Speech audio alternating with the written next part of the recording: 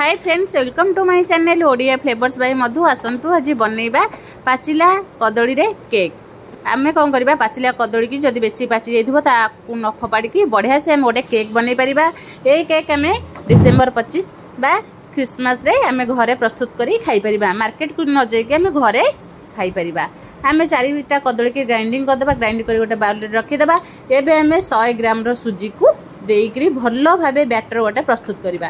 बिल्कुल भी पानी दबा ना। एही कदली रे आमे सुजी को भल्लो भाबे गोलेकी ताको साइज करिकी रखिबा। ता देर दे देली मु 50 ग्राम रो चीनी। चीनी की भी सुजी सहित भल्लो भाबे गोले दबा। बिल्कुल भी आदरे टिके आमे पानी दबा नाही। एमिति भाबे आमे सब गोलेकी पूरा सेट करिकी रखि दबा। ता परे मु नै एची 50 ग्राम रो तेल।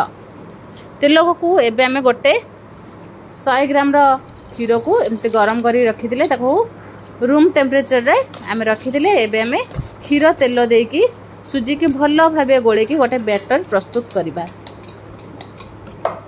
एबे कोन करबा, गोटे केक रो कैंटीन नै जबा। तादरे आमे तेल लगे की रखि दबा। एबे आमे गोटे इनो को आमे बैटर रे पके की टिके क्षीर देकी भल्लो भाबे गोले दबा। इनो देले हमरो केक रो फुलिबा को भल साहाଯ୍य करे आ सॉफ्ट मध्य हुए। एबे कोन करबा को चॉकलेट रे एमती सजे देबा।